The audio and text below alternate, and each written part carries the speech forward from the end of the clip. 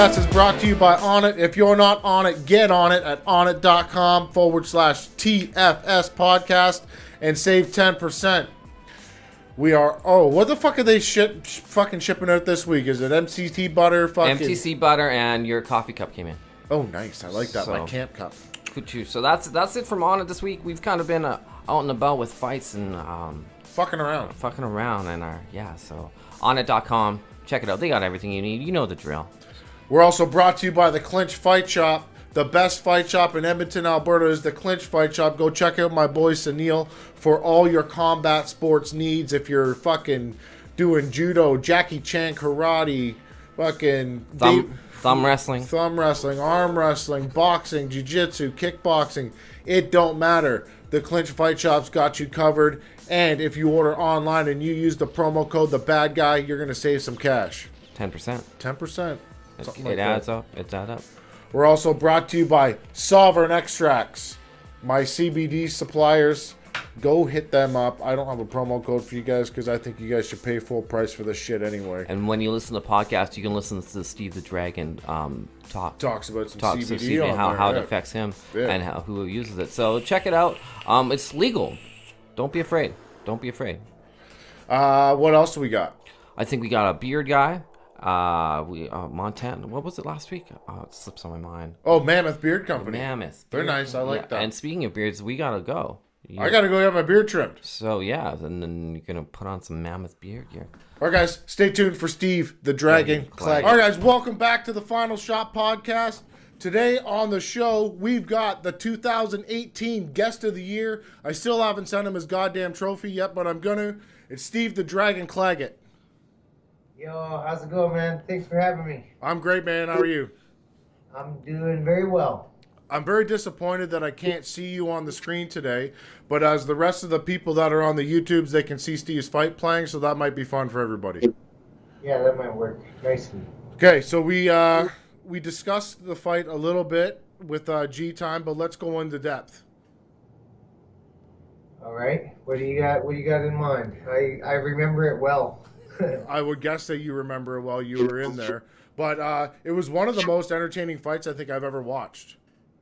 I heard that, and that makes me pretty happy because that's stylistically, me coming forward versus him sharp boxing, I guess it's a good matchup. But when I was younger, I used to love Arturo Gotti, and I guess I've turned out something like that. I didn't mean to. I just really always fought like that and fast pace and push, and I guess that was a nice style matchup. Made for a good fight.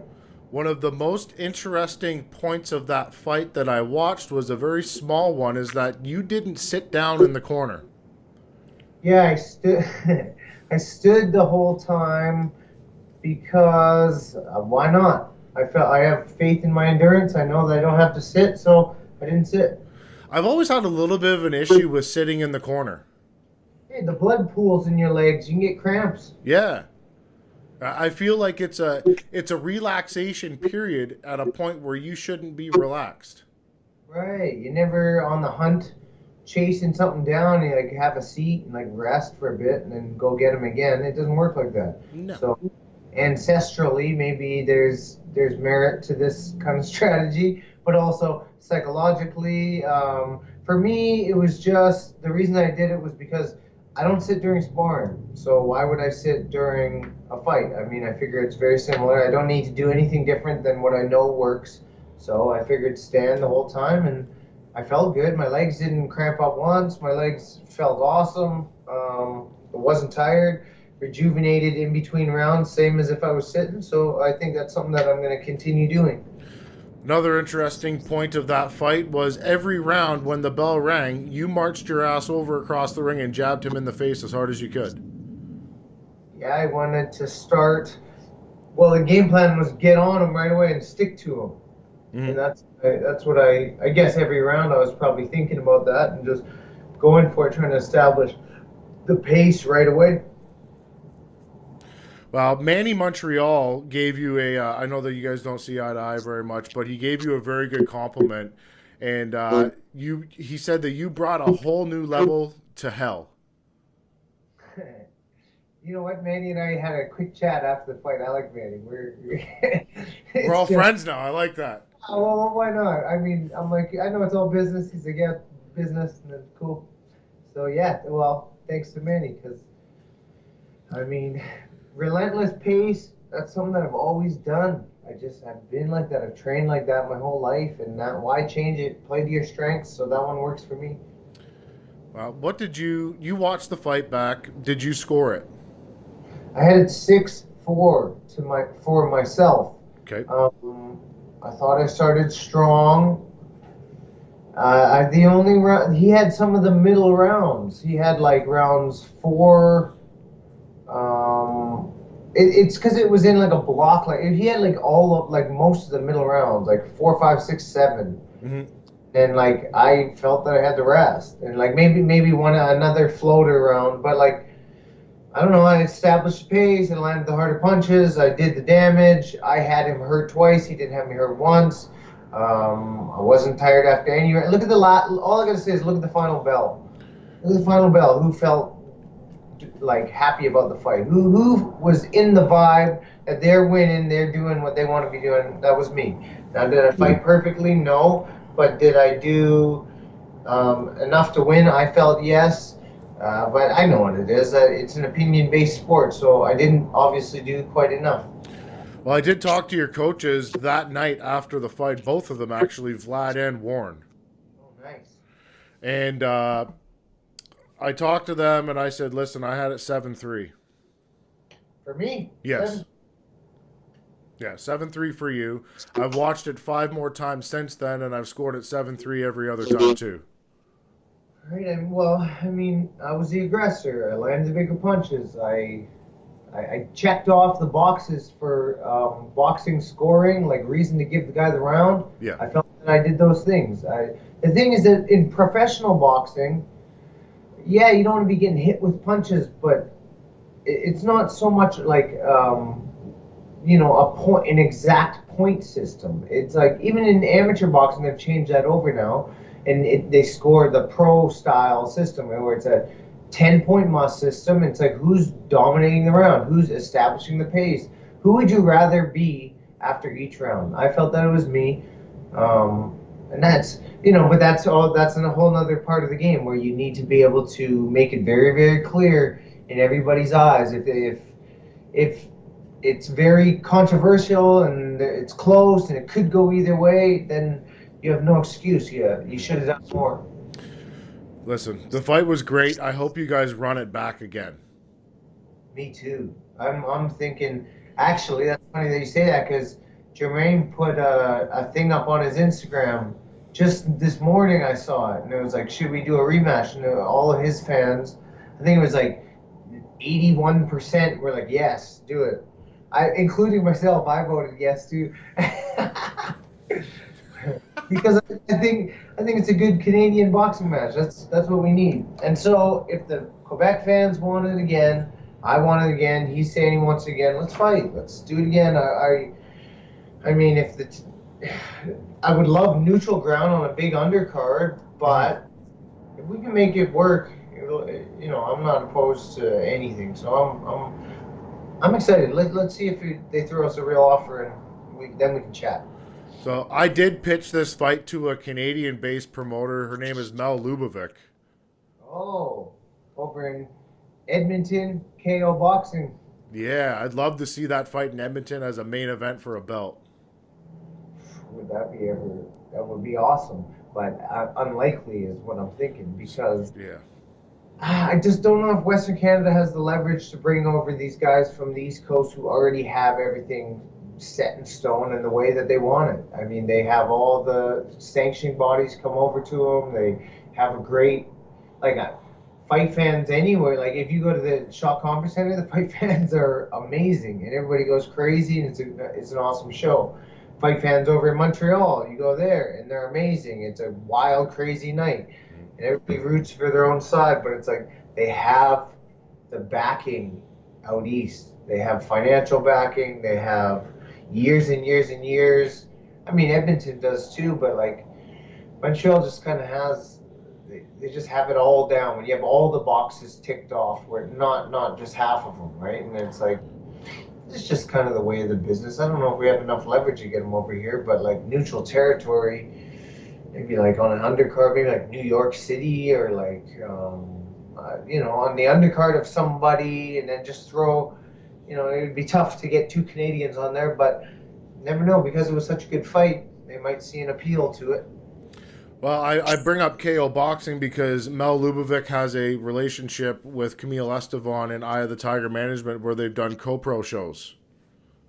Right. Well, I mean, I could guarantee that I bring a lot of people from Calgary up to Edmonton for a fight like that. I think it would be sold out. I guarantee it would be. Yeah, quite a big venue. I like it.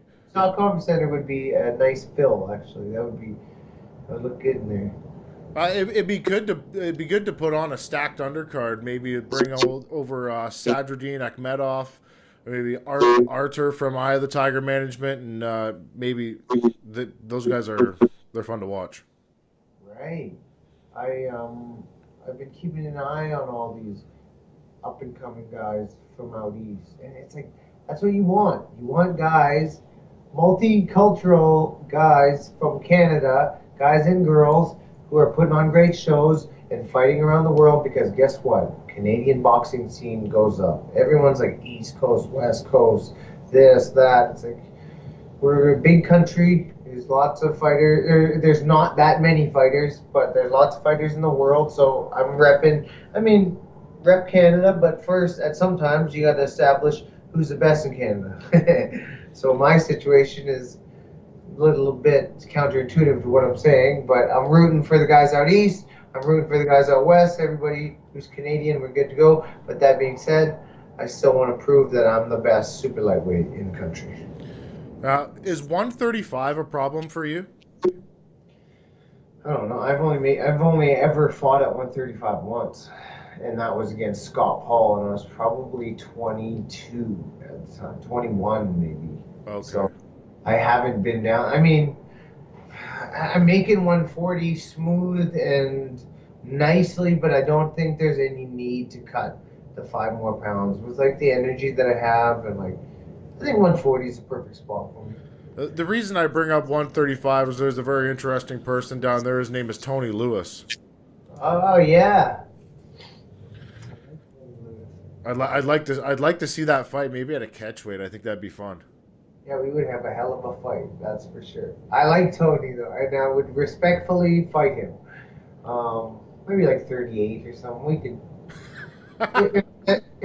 if the fight made sense, then absolutely. I mean, I'd have to do a little extra prep so that I get those extra 2. It's always like the 2 pounds. It seems like nothing, but the last 2 are always the hardest. It is. I want to talk to you about your coach, Vlad Goldenstein, for a couple minutes, because he put out a video the other day where he was walking outside with no shirt on in like -40 weather. Yeah, I was just doing that right now. I had my T-shirt on, but I was just getting some sun for my eyes. Well, there's a huge scientific reasoning behind this kind of practice. It's ancestral. It's the fact that human beings didn't always have heating inside their houses and cars, and you're going to have to face some elements. The other thing is that the lack of sunlight that people are getting, are not getting, I guess, living in a place where it's winter, more than half the year, and it's tough to get direct sunlight. I mean, there's a reason that people get depressed in the cold. There's a reason that all these little things happen to your body, but you can almost hack your wiring, just how your body works, by doing what Coach was doing. It's like go outside, get some sunlight, expose yourself to the cold, naturally absorb your vitamin D through the elements, not from a supplement. And then even better, I mean, Coach does it as well, where you leave your electronics behind you, leave your Bluetooth signal phone, or you can put your phone on airplane mode, have the same effect, but it's like cut all that signaling off, and it refreshes your mind, refreshes your body, and I promise you, if you do that, expose yourself to it could be 10 minutes, 5 minutes, whatever. You expose yourself to that, you go back inside, you feel amazing. So exposure to the elements, I think, is something that a lot of people are missing out on. So, Coach, he's a Coach is an extreme guy, so it's good that he's getting the word out there. I did run into Vlad and Warren in Medicine Hat. Oh, nice. For the tournament, when was that? 2 weeks ago? 3 weeks ago, I think. Right. It's been a busy amateur scene right now for Alberta boxing. Yeah, I took my nephew up there. Nice. How did you do? He won in like 15 seconds. Ah, nice. Hopefully, that one's tricky because when you're young and you ice somebody really quick, you start to feel untouchable. So you have to remember, go back to your fundamentals and do it. Even though you've beaten guys easy, keep checking back on your fundamentals because it'll keep you honest and keep you on the right path going forward. Yeah, I don't give him no days off. Well, he's young and lively and enthusiastic, so he doesn't need any, to tell you the truth. He can go right now. Yeah, well, he's 13 years old. He's 2-0 now with 2 finishes. Nice. So he's on a roll. So he's on a roll. We got another fight in Lloyd, February 23rd. We'll be going up there for that. All right. Well, keep it going. All the best to him. I hope he does well, and maybe we can make it 3 for 3. Yeah, he was very excited to meet Vlad and Warren because they were your coaches. That's pretty cool. They're cool guys to meet. Yeah, like he confiscated my Steve Claggett shirt. Who did? My nephew did. He stole it from me. Yeah, well, might not fit. I'll get him one. I have some at the gym. There's only smalls left. That'll probably fit him a small, but he stole mine and he hoards it in his bedroom because you're his favorite fighter. Well, we gotta hang out, hit the gym soon, then him and I. Yeah, I'm gonna bring him down there. Warren said that he can spar with you, so I said that's probably not a great idea, but I'm the best to spar with because that's what I tell everybody because I spar with I've literally my whole life sparred with everyone from young to old, in shape to out of shape, whatever, and it's like people are like, I don't want to spar you, and I'm like honestly, the more skilled somebody is, the better they are to spar with because they'll throw a punch and miss your head by like a millimeter on purpose. yeah. You have ultimate control. You can stop it. You can do whatever. And I think controlled sparring is something that a lot of guys are missing out on because it forces you to see opening or just see different things that you wouldn't see if your emotion is blurring your vision. And when you kind of mess around and you're sparring with your buddies, it's you ever get in that good groove when you're sparring? Yeah, tap into that more often because then that familiar feeling will be brought out in the fight. Yeah. Now, you need the edge, but don't worry because when somebody's fighting you, there's quite an edge there. It's very true. I want you to break something down for me, and I want you to tell me what's going on in your locker room a half an hour before you fight. What's going on in my locker room? Probably half hour. I've started warming up. So first I do my opening movements. So this is to get the circulation, blood flowing, and all your joints, range of motion, and everything like that. And then I will do not resistance, but like body weight workouts, kind of just like quick little bursts of body weight workouts, but not overdoing it. So I'm still warming everything up. And then I'll check into my balance. So I'll be doing jumps and land and like control on the way down. I'll be doing 1 foot, and then I'll be doing like sensory activation. So I'll test not just my balance, but like my eyesight. So I'll open up my widescreen vision. I'm doing all this like weird stuff because of 2 reasons. One, it helps you pass the time. It'll distract you in the process, and you'll just be thinking about present moment, what you're doing, your body, how it feels, and this and that. And also, you're slowly warming your body up. You're warming yourself up. Everything's getting moving. And then by the time you've done all these things, you go back to I do my breathing exercises, sometimes if I'm ahead of schedule, I'll stop and I'll read, and I'll just slow everything down and I'll read a book. Okay. And then back to it, I'll get up and I'll start moving around again. My warm up usually takes about half hour. So, I mean, I would do the warm up. My hands would already be wrapped. And then I would start hitting the pads with coach. And we run over game plan stuff. Like, you're not going to make any new moves or create anything new at that time. You're just going to review things that you've drilled and embedded into your, not just your muscle memory, but your conscious memory. Like, what are you thinking you're going to do in the fight? And so you review it, and then you just sharpen it right before the fight. You hit the pads, but you don't want to exhaust yourself. You drink a little bit of water. You stay hydrated. You keep everything kind of like just sharp. It's like sharp like a knife. You got to prime everything. Mm-hmm. And there's a tricky balance because that's the time when you want to go, but you have to relax. It's like it's like you could think of $1 million idea, but the ability to think of nothing at all is priceless. That's something that I always think of when I'm behind, backstage getting warmed up. And so I'm just focusing on the present moment, how my body feels, game plan, and then I start to feel good. And I'm like, I'm very happy to be here. I wouldn't want to be anywhere else other than right here, ready to go fight right now. And this is how you overcome your nerves and you get your mind in the right spot. You sharpen your edge because you go, right, it's fight time, and you get a little rougher and things start to harden up a bit, and then you go out and perform. And that's probably that's a very quick summary of what goes on, but that's basically what I'm doing behind the scenes. Now, as you're preparing to go and get into a fist fight, your coaches also have to prepare. Yeah. And they have to get into the right state of mind where I don't know what happens in your room, but I believe all distractions like cell phones and all that kind of stuff need to be put away and turned off. Yeah, none of my guys, like, if somebody got like a phone call or something, they'll just leave and just go take the phone call. Or if it's not important, they'll just, like, if it's, well, first they'll probably just ignore it because it's not the time.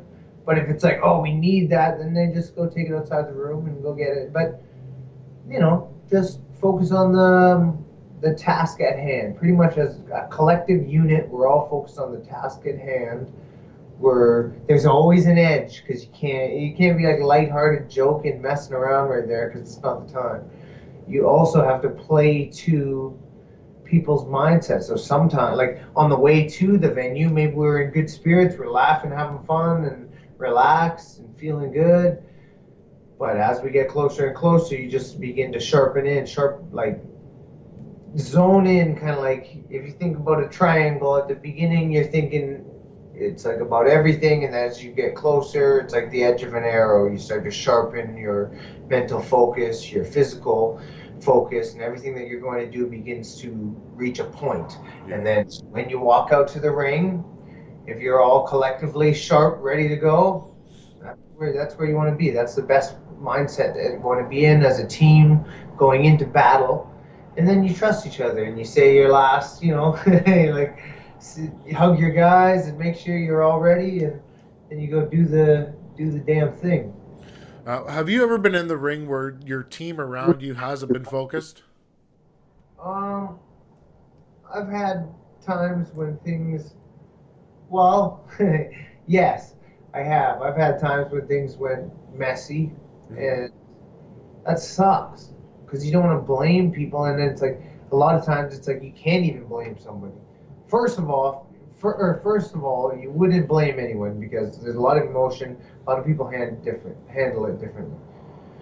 But at times, I'll give you an example. When I remember one time somebody said something to a coach of mine, and it hit him, and then he got pissed, and then that stressed me out. So I was like, I used that later in life. I was like, if I can hit the trainer, it'll trickle down to the fighter.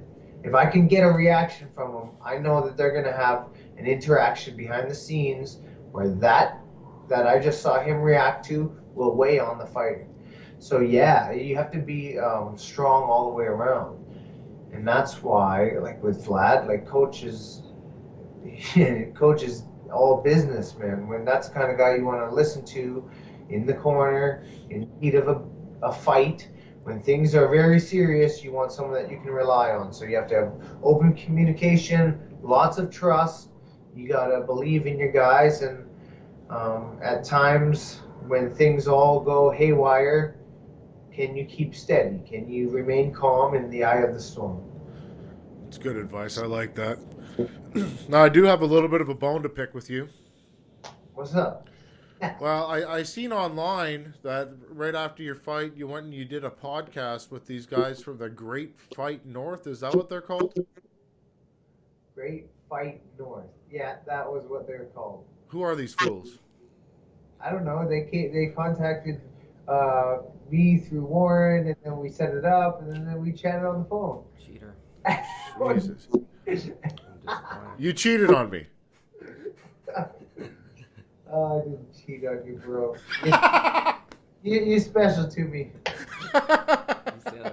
I'm just fucking with you. I actually applaud all of these other podcasts that go out there and try to cover anything combat sports related or boxing. We need more of it. Yeah, seriously, especially in Canada, it's like we need more. The more like it's a game where everyone thinks scarcity, but in reality, it's abundance. There's tons of everyone. There's lots of fights. There's more people. The more fights, the more people like it. Like, everyone tries to be so stingy with stuff, trying to keep stuff to themselves. Like, yeah, you can't. You can't. You just think about more fights, more shows, bigger venues, better for everyone. Everyone wins. Everyone has fun. They get their money. Like, I don't know. I think it's all about creating more. I want to go talk to these guys at the Great Fight North. I listened to their show. It was pretty good. Yeah? Yeah. I mean, I had a good convo with them. We were chatting some good stuff, and it was, like, clean, clear. Like, I knew what I was doing. Everything was on schedule. Those guys were very, very professional. It was well done. Then you come on the Final Shot podcast, a fucking shit show. Like, my Skype doesn't work. My webcam's down. I got to call back. So funny. A disaster. It's like this all the time, though. It doesn't matter. Every time there's something with somebody on this fucking show, nothing goes right. Whatever. We call it adding character. Hey, man, like when you get a truck, a brand new truck, the first time you get a scratch on it, you're pissed off. But then once you get 4 or 5 of them, that's called character. Exactly. Yeah, exactly. That's Well, fact. We got lots of character on this show. I've done well over 200 podcasts between the Spice Life podcast and the Final Shot podcast. None of them are perfect. Yeah, but I think that's part of what you need is the fact that I don't want anything perfect. Look at this part we're in. It's a game of imperfections, so you fit the mold perfectly. Well, let's talk about Cam O'Connell a little bit because he had a great fight against Josh O'Reilly in Brampton, Ontario, which I thought he won.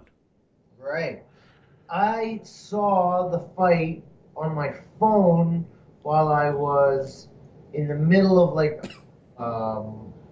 the gym, or like I was in the middle of something, so I was watching it on like a small screen. But I heard the reviews, and like I heard it was very close, and I like both of these guys, so this puts me in a weird spot. But I mean, from Cam's side of things, I heard a lot of people saying that they felt he won, and then.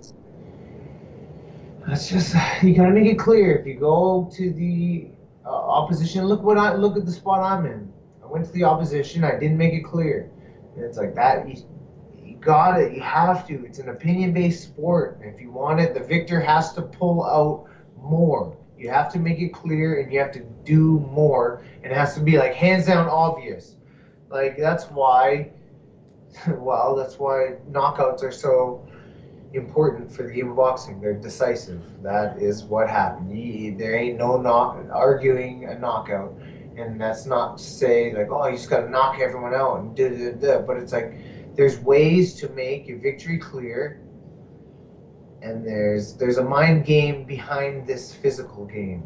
And I think that now more and more fighters are starting to understand that. You see like different sorts of psychological tactics that you can play on the judges, where you carry good body language, good posture, stand like you won, feel like you won. I guess, it even kind of can shift your mind, your reality, to thinking that you won, and you never know. I mean, it's such a weird sport, and things happen very fast. But I mean, I kudos to both of those guys. Are they going to do a rematch? I hope so. I hope they rematch. I know Tony Lewis is in that little pool of guys that want to crack at that title. So, right. Well, we should do a double rematch. It'd be awesome. That would be sweet. Yeah.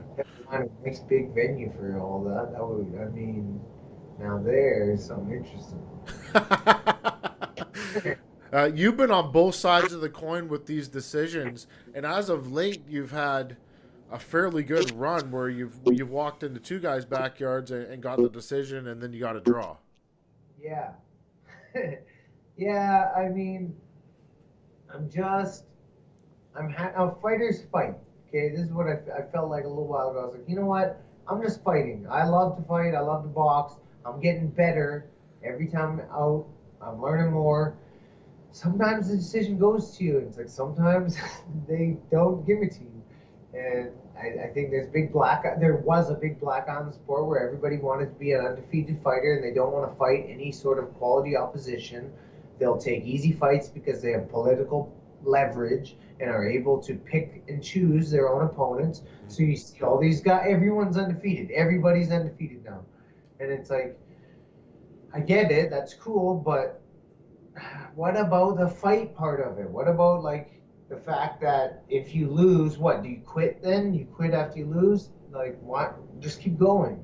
So I think the game is about perseverance, and me, myself, I don't have a perfect record. I'm 27-5-2, which is totally not perfect, but I'm boxing for a living. I love it, and I will win a world title, and I will continue doing this for a long, long time. Do I care about losses and draws? Absolutely. I hate them. There's nothing I hate more. There's nothing that has done worse to my psyche than a loss or a draw. But is that a bump in life? Yes. And you have to keep going, because perseverance is the name of the game. Perseverance is also the mentality that you should bring to an imperfect life. Like, shit's going to go wrong. You have to be able to handle it and bounce back. And I think that, boxing, metaphor for life, whatever, it's like, if you take an L, how do you get back on your horse and do it, like, run it back? How do you do it after that? So, imperfect, my record's not, what I dreamt it to be as a little kid, but I'm very happy with it. I'm happy with my accomplishments. Sometimes the judges go against me. Sometimes it does this, sometimes it's that. But win, lose, or draw, Steve Dragon is always in the fight of the night. So I see my stocks going up. I don't know. I think it's going to be a great year for me, and I'm excited to see what comes next. And the thing that makes me proud is that I'll fight anybody. I got no fear, and fighters fight. And one fight of the year candidate down. Hopefully we can get another 2, 3, 4 before the end of this year. Well, I think without those 5 losses on your record, I don't think we have the product that's sitting in front of us right now with the true grit and determination. Right. You know what I mean? Like, when you get a guy with an undefeated record, they don't know what it's like to lose. Right. Well, I remember hearing an old saying, and the guy said, "We'll trade you 5 of our undefeated guys for 1 of your defeated." And it was like an army phrase, and it was like, just because you got no stripes if you've never been through it before, and it's like, you learn, and that's not like, win or learn. Like, I'm not like a sob story. I hate losing. It's like the worst thing. I don't even want to talk about it. But inevitably in life, there are losses. If you watched an old Mike Tyson interview, he says you lose more than you gain, or you lose more than you get, because life doesn't last. Things just keep going. And as I've gotten older, I realize that it's like things are ever changing. People come and go, things come and go, so you might as well enjoy the moment. And right now, I'm boxing for a living, and I'm totally grateful that I get to do it. And I mean, let's see how far I can take this journey that I started when I was like a 12-year-old kid. I like it. Now, Steve, I do have a producer that's sitting in the studio with me today. His name is Derek. He does all the videos. He runs Soulless Productions for all my boxing videos or any of the trailers that come out for the podcast, and he also edits and releases the YouTube portion of the podcast. Derek, do we have any fan questions? We probably have the most fan questions we've ever had of any guest. All right, let's hit them. So we'll start. Can you hear me okay, first of all? Yeah, I can hear you, Derek. Okay, great, Steve. Well, the first question comes in from Austin88 from Instagram. He wants to know, how did the Mayweather camp come to be? You went down to the Mayweather camp and did some training down there. How did that happen? What should we know about that, or inside information? What's it like training with those guys? Oh, okay, so when I was 20 years old, I had turned professional, and I went to Las Vegas. Or I went to Wildcard Gym first, so I went to LA first, and I went, after that, we like rented a car, drove to Vegas, went to the Mayweather Gym. And this was just to kind of get my exposure up and to test my skills in a different environment, spar with different guys. And I remember I went to the Mayweather Gym and I sparred with Jesse Vargas, I think the first day right away. And the gym was quieter, but Jesse was a big name still at that point. He was just up and coming. Like, I think he was even having like his pro debut or something like that. But he was like coming out of the amateurs, everybody knew him, and it was this big thing. And I sparred, we did 6 rounds. And how'd it go? It went well. We were very, very back and forth, and it was a great, like, stylistically, he had like the range, and I put the pressure on him, and then we were going back and forth lots. And then after, they're like, you know what, Steve, you're pretty good. Like, come back to the gym, and you can come put in some work. And we just had a good relationship from that point on. Me and Jesse, me and Uncle John, Uncle Gerald, like all the guys at the gym. And then I just kind of got in the scene there, and I met Tony Martin, who is a trainer that I worked with down there. And then it just became a thing where I went there once, I went there the next day, I went there the next day, and it was just consistency and effort on my part to be in the gym. And then I made the ties with Tony, and then I ended up, like, I stayed in Vegas with him. Okay. And then I began training. Pretty much full time. I was at the Mayweather Gym every day. I'd get up, run in the morning early, because in Vegas you got to run before the sun comes up. So I was running like 5 in the morning, come back, rest, go to the gym. Everybody's at the Mayweather Gym around like noon, or like 11 till like 4 is when it's really busy. And then I'd be there around like noon, and then just train all day long. I would train till, I don't even know, until like 4. Probably 4 hours there, and just even if I wasn't I would train, get exhausted, and then watch. Right. Okay. Thank you. Yeah, and you know what? It was just effort on my part, and I put myself in the scene, and that's how I ended up at the Mayweather Gym, and I spent about 4 or 5 years going back and forth there. Wow. Interesting. That kind of brings us to our next question. About maybe going stale, to overtraining, and what you mentioned in the last podcast is that you actually participate in yoga and swimming. Yeah. Is that still that's right? You still do yoga, and then sorry, go ahead. I still do both of those. Are you still active doing yoga and you still swim? Yes. Perfect. And another thing you mentioned both in this podcast and the last one is your reading. And we're wondering what kind of books you read, or if you could do any recommendations on books.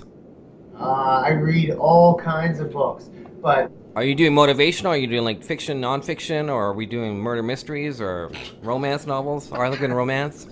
Usually it's all applicable. Like everything that I read is like sports-based, sports psychology. Can you give some specific examples of what our readers our listeners are after? Okay, I'll tell you one that I'm reading right in front of me. It's called Jump Attack. It's the formula for explosive athletic performance, jump higher, and training like the pros. It's written by Tim S. Grover. He was like a person. He was one-to-one working with Michael Jordan for many, many years. Okay. He worked with Kobe Bryant, and it's okay. So this book is it's like how to tap into different parts of your athletic muscle that you wouldn't normally hit throughout your day.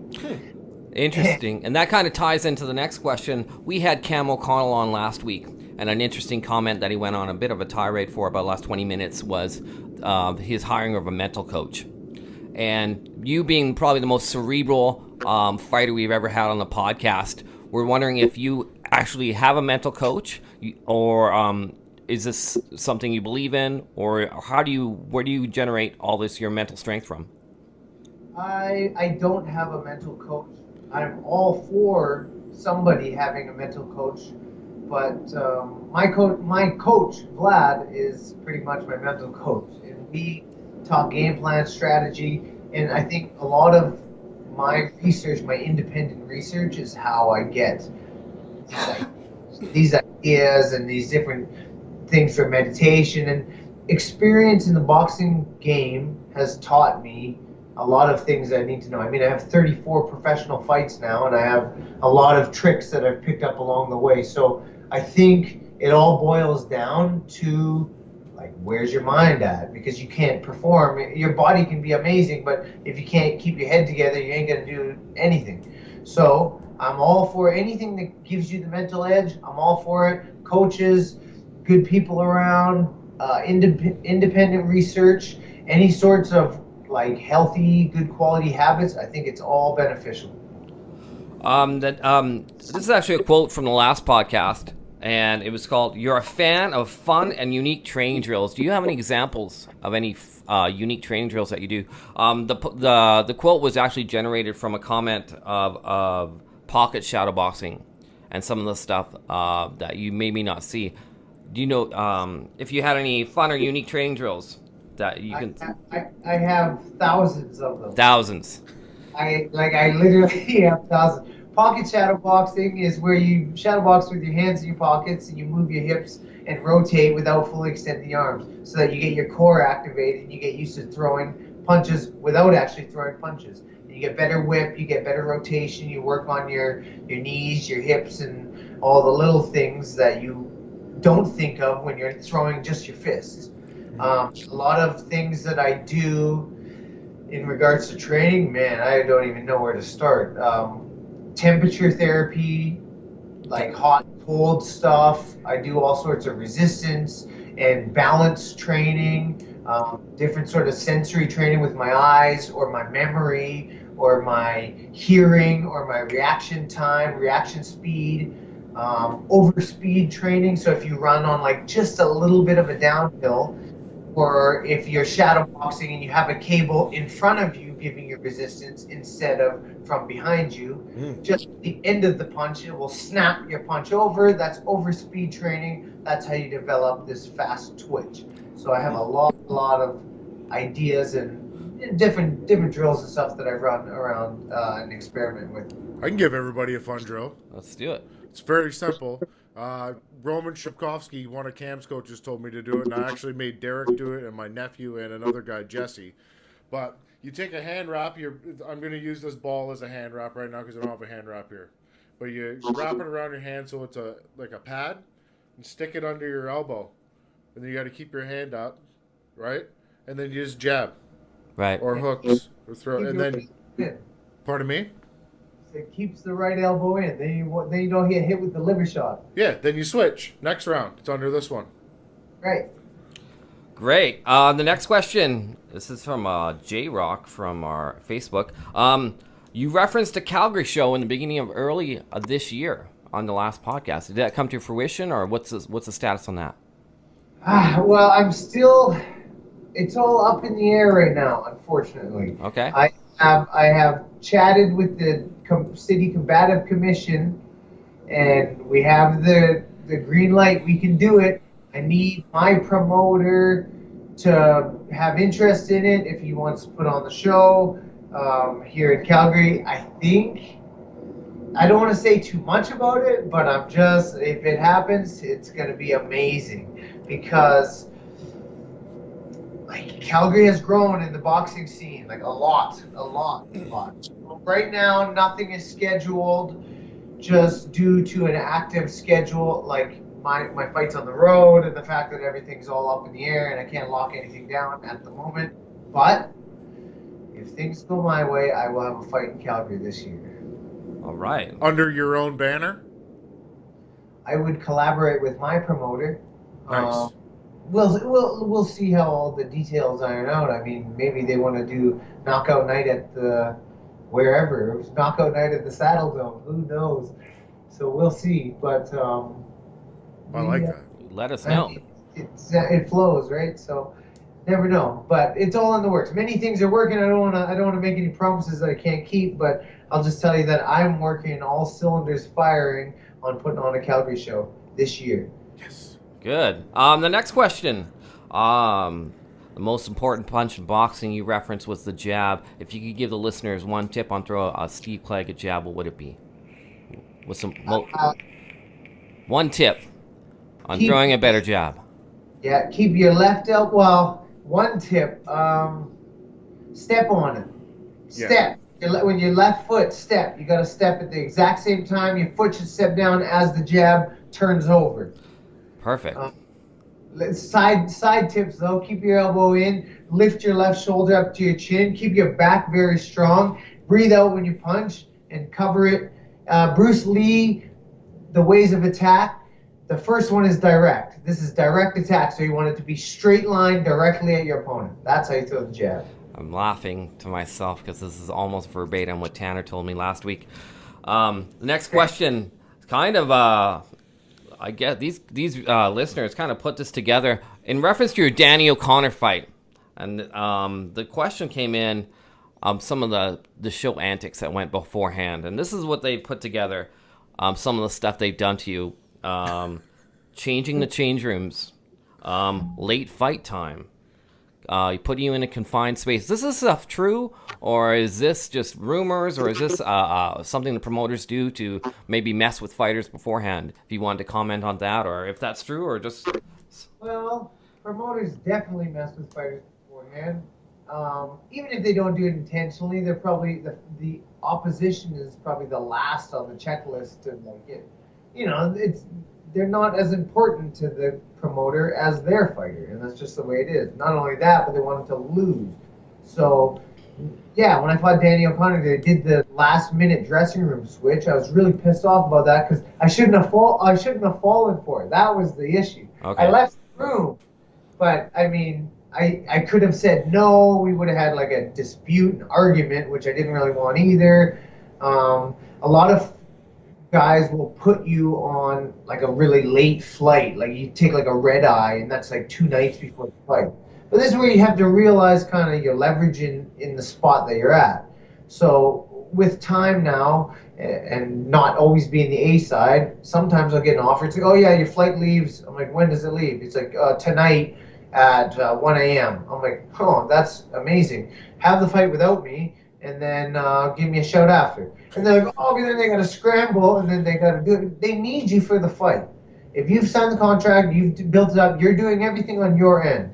Now, that's not to say be an asshole and don't listen and do everything that, don't do what they ask you to do. No, you follow the rules, but don't bend over backwards if you don't need to. So when little demands like, oh, you need to do this second test, you need to do this third medical, you need to do this. It's like, no, that's not in the contract. I don't have to do that. Know where you stand, hold your ground, be respectful about it so you don't have a big fight and argument at the situation because that's distress on your own mind anyways. And then just knock off the things you got to do. But yes, absolutely. The promoter, the fighter, the opposing team will always try to play things to their advantage, and that's just the name of the game. The last question is coming from some of our female fans. In reference to, obviously we were hoping to have video today, your tattoos. Which one's your favorite? And more reference to the one on your inside arm. There was a heart or something, if you want to elaborate on that. Oh, nice. Well, right now, my favorite tattoo is my tattoo on my forearm that I have of my grandpa. Okay. That was because this is kind of, I don't usually talk about this stuff because it's family related, but I'll chat with you guys about it because why not? My grandpa passed away 1 week before the Ananyad fight. It killed me because my grandpa was probably the closest person to me that I ever had when I was growing up, and it's just one of those things. You learn about life and loss through this kind of experience. So I had him with me going to that fight, and if you remember that fight, I got knocked down in the first round. This guy was a massive puncher, but I wouldn't say no. I refused to lose, and I dug down, and I got the win. Shortly after that win, I got a portrait of my grandpa, and it's like a picture of him, and he's holding up this huge fish. He was a fisherman, and he came to Canada from China, and he was a fisherman because that's a trade that you can do when you don't know the language, and he caught the big fish. And then in my goal in my life is one day, through all this hard work, I will catch the big fish and I will get to where I'm going. So that's my favorite one that I have right now because it has so much meaning. Right next to that tattoo, I have a little one that's a heart. Inside the heart, though, there is a skull. So it's the contrast of life and death. And during this time, I had a great friend of mine, a really close friend of mine, who's still a great friend of mine, lose a family member who was so close to him that it was like I was like with him with it. It was together. Now that same week that he lost that family member, I had another close friend of mine have his firstborn daughter. And within days, and this one means to me life and death. People go, people pass, people show up, and it's like it's all this ever-going cycle, and you have to appreciate what you have. And it's funny because this little ink in your skin has such a deep meaning. I mean, it's literally, you could put ink in your own skin and make it say whatever you want, but if you attach a meaning to it, it means everything to you. And these two tattoos on my forearm are about very heavy things that I went through in my life, and I stand proud with them, and it means a lot to me. So thank you to whoever noticed. Yeah, it kind of, well, let's lighten it up. They want to know your marital status here right after that. Steve, I know these female fans are coming in strong for you. I have a girl that I'm a up-and-coming Canadian boxer doing his thing, living his life, focus on whatever's best. Okay, we're giving out your email. Sure. Oh, man. We are not giving out your digits or your email or your contact information. I got my girlfriend, and I'm a happy man, and things are... No kids? Things in my life are probably the best that they've ever been, and I'm grateful right now. Everything is nice. So, and thank you for your interest. But I got my lady friend already selected. All right. Well, that's the end of fan questions, but I want to talk to you real quick before we get you out of here about CBD. Ah, nice. Very good anti-inflammatory properties, and for the mind and everything else that people were hiding from for a long, long time. Yeah, like you guys will see me puffing on this thing during the podcast. This is CBD. I like it. It does wonders for my body and my brain. Right, and it's like, I mean, fighters in general should use CBD. And because of the nature of the business, the high impact, the intensity, the stress on the mind and body, I think that CBD is one of those things, which, by the way, it's not on the banned list in any by any organization.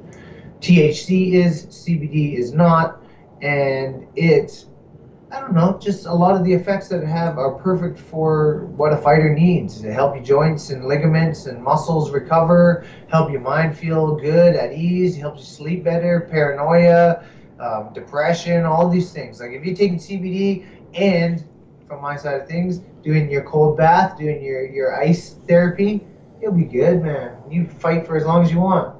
Yeah, 109. I'm still going to go. Yeah, let's do it, man. 100 fighters. I don't know if you're a current user of CBD right now, Steve. Are you? I take the drops at night. Okay. I don't. I mean, I did take the drops at night. I'm pretty sure I'm out of them now. Uh-oh. Might have to hook Steve up with some CBD then. Yeah, I'm all for it. I'd love to because CBD works, man. I even got like a bunch of my family members and like different people in my life on it, and then like they swear by it now. Hey, I've heard people giving it to their dogs. It's fixed inflammation in their dogs, arthritis and whatnot. So it's good for everything. Works, right? And it's one of those things that has been kind of blacklisted for so long, but now that they're realizing that this is kind of a separate property than the psychoactive portion of the marijuana strain, like, you know, just the plant, and you find these different uses for different components, and it's like, yeah, maybe it's very, very useful. It could be awesome. Well, there's two different types of CBD. You can get it from the actual plant of marijuana, or you can get it from the plant hemp. Okay. I use strictly hemp CBD. Keep it red. I feel that it's a higher grade of CBD than when it comes from an actual THC plant. Right? Yeah. So that's what I use. I like it. Yeah, I mean, it works, and that's the thing. CBD is for fighters. I'm telling you, like, with the stress and the high impact lifestyle that it is, being a fighter, CBD works. And it's all good for all the things that a stressful warrior needs. Here's a little relaxation. It's very true. Steve, let's wrap this thing up. What's next? I don't know. We gotta know what's next. Yeah. Gotta what's know, next? man. What's next, Steve? Well, Jermaine put on his Instagram they wants a rematch today, so hopefully that. There was rumors of it being on a big undercard. I can't say which one because I don't know which one. But I want to fight mid-April. Okay. I believe it'll be on the undercard of a Canelo fight, probably on DAZN. Okay, if that would be Cinco de Mayo, May 5th, May 4th, because it'll be on Saturday night. Yeah. I predict the future on this show, Steve. That's what it is. Let's do it, man. I mean, Mystic Tanner. That's for garden. You can fight. It was fight of the year. They're saying, I mean, it was the first month of the year, so it's a long way to go still, but they're already liking, everyone liked the matchup. It would be a little bit tough to get two Canadians on there, but with Tiger with the leverage, we might be able to pull it off. And you know what? From my end, I will show up and I will bring 10 times what I brought last time, and I didn't even get to shine yet.